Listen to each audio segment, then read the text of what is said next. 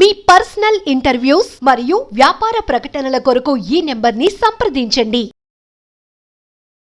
నమస్తే, నేను మీ Gopi. Welcome back to మనం టీవీ. ప్రస్తుతంతో పాటు పొలిటికల్ అనలిస్ట్ అంకమరావు గారిని ఆయనతో మాట్లాడదాం. సార్ నమస్తే అండి. నమస్తే సార్, నీతులు చెప్పే వ్యక్తి ఇప్పుడు పరారీలో ఉన్నారు. సో ఆయనే పేరుని నాని. సో వైఎస్ఆర్సీపీ అధికారంలో ఉన్న సమయంలో ఆయన నోటికి హద్దు అదుపు ఉండేది కాదు. చంద్రబాబు గారిని, అదేవిధంగా పవన్ కళ్యాణ్ గారిని విపరీతమైన మాటలతో, విపరీతమైన పోకడలతో ఆయన మాటలు మనందరం వినే ఉన్నాం. సో ఇప్పుడు అలాంటి వ్యక్తి ఎందుకు పరారీలో ఉన్నారు? మీ మాటలు. పేరుని నాని గారు వైఎస్ఆర్సీపీ పార్టీని రక్షించడంలోనూ, ఎదురుదాడి చేయడంలోనూ ముందంజలో ఉండేవాడు. అలాగే తన కులానికి సంబంధించినటువంటి పవన్ కళ్యాణ్ గారిని ఎదురు చేసే దాంట్లో కొంచెం మాటలు కూడా మీరేవాడు. కాస్త బూతు పదాలను కూడా ఉపయోగించేవాడు. మిగిలిన విషయాల్లో మిగిలిన వాళ్ళతో పోల్చుకుంటే తక్కువ బూతులు వాడేవాడు. పవన్ కళ్యాణ్ విషయంలో మాత్రం కొంచెం ఎక్కువగా విజృంభించేవాడు.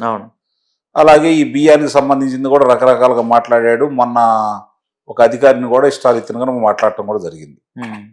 మరి ఇప్పుడు ఆయన ఎక్కడికి వెళ్ళాడు ఏంటనేది చూసుకుంటా ఉంటే, వాళ్ళ 2 గోడౌన్లు సంబంధించి దాంట్లో బియ్యాన్ని నిల్వల సందర్భంగా అవి మాయమైనవి అని, ఏళ్ల ప్రమేయంతో జరిగినాయి అని నివేదిక ఇవ్వటం కూడా జరిగింది.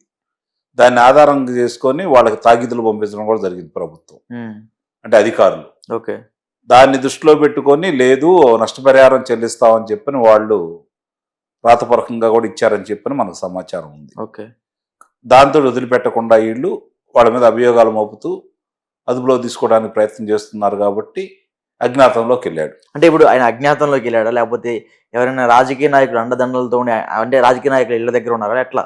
నాకు తెలిసి ప్రస్తుతానికి భారతదేశ వ్యాప్తంగా జరుగుతున్నటువంటి కొన్ని విషయాలు చూసుకుంటా ఉంటే, మాఫియాకు సంబంధించిన వాళ్ళు లేదా హత్యలు చేసి, అంటే ఏ రాజకీయ పార్టీకి సంబంధం లేకుండా హత్యలో ఉన్నంత వాళ్ళు పరారీలో ఉంటారు.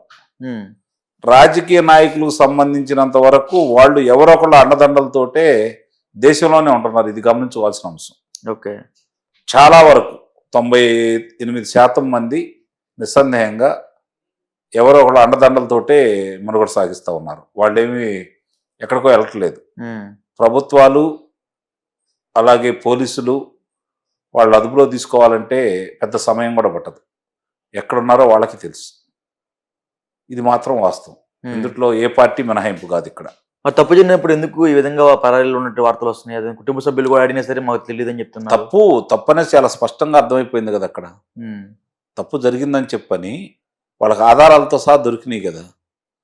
దానికి ఏ విధంగా వివరణిస్తాడు, ఎలా దానికి వివరిస్తాడు అనేది ఆయన వస్తే గానీ మనకు అర్థం కాదు. ఓకే, ఇప్పుడు భార్య పేరు మీద ఉంది, గమనించుకోవాల్సిన అంశం. ఓకే, ఇప్పుడు మనం కాకినాడలో కూడా మన పవన్ కళ్యాణ్ గారు ఒక షిప్ అనేది సీజ్ చేయడం జరిగింది.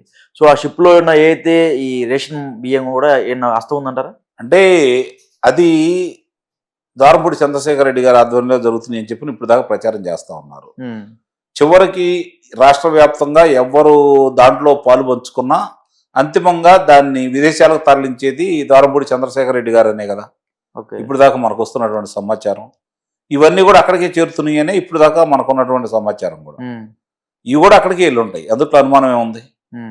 సో పేరుని కృష్ణమూర్తి వాళ్ళ అబ్బాయి ఇంత జరుగుతున్నా సరే అతను ఇంకా ఎందుకు బయటికి వెళ్ళదంటారు? అంటే ఏమైనా దాడులు చేస్తారనే, లేకపోతే ఎందుకు భయపడుతున్నారు? అంటే ఇక్కడ భయపడుతున్నారా అనే దానికంటే కూడా కొన్ని రోజులు అలా ఉంటే దీన్ని చర్చ కొన్ని రోజులు మర్చిపోతారు అనే భావంలో ఉన్నట్టున్నారు.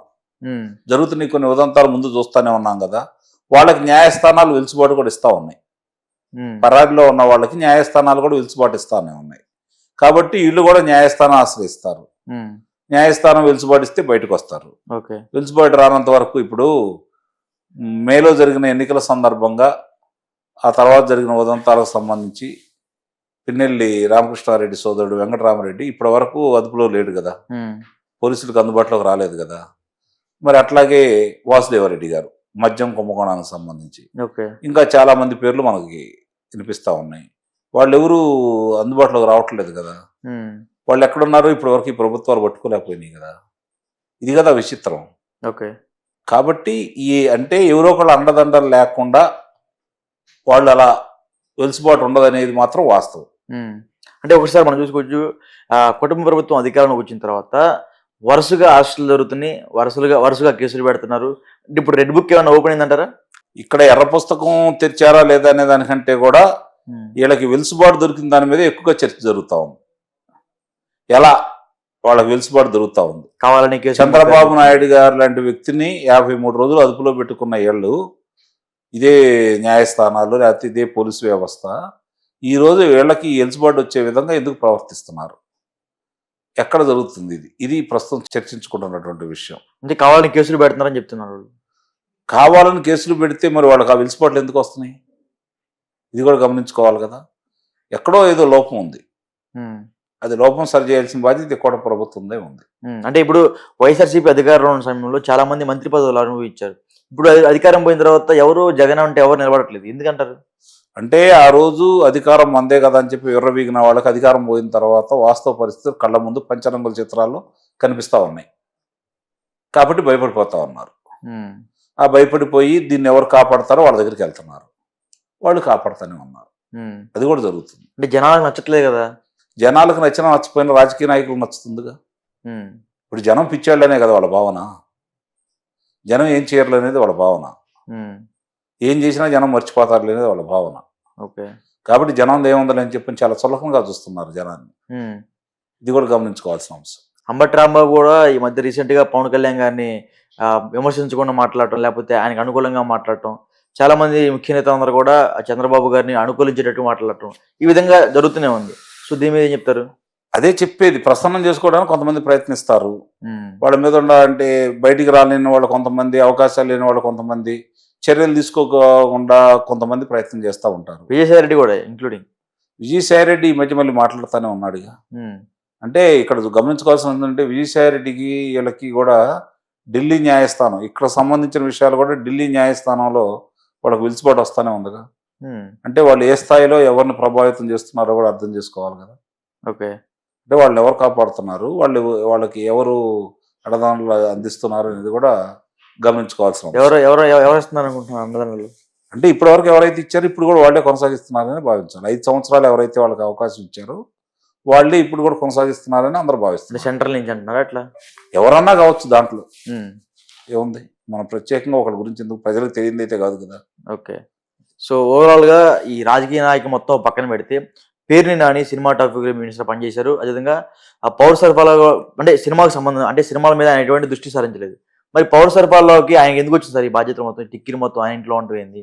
అంటే వారు గోడౌన్లు నిర్మించుకున్నారు వాళ్ళకున్న స్థలంలో, ప్రభుత్వం వాళ్ళది కాబట్టి వాళ్ళకి అద్దెకి ఇచ్చారు. మందే ప్రభుత్వం కదా అని చెప్పి నాటిని బయటకు పంపించారు. ప్రభుత్వం మారిపోయింది కాబట్టి ఇవన్నీ బయటకు వచ్చినాయి. వాళ్ళ ప్రభుత్వంలో ఉంటే ఇవన్నీ బయటకు వచ్చేవి కాదు. వాళ్ళ మీద చర్యలు తీసుకోవడానికి ఎవరు ముందుకు వెళ్ళేవాళ్ళు? అది వాళ్ళ ధీమా. ఇప్పుడు ప్రభుత్వాలు మారినాయి కాబట్టి ఏం చేయాలో అర్థం కాలేదు. ఓకే. ఒకవేళ పట్టుబడితే జైలుకి అంటారా? ఎంతమంది జైలుకి వెళ్ళారు రాజకీయ నాయకులు వాళ్ళు జైలుకి వెళ్ళటానికి? Okay. Okay sir, thank you.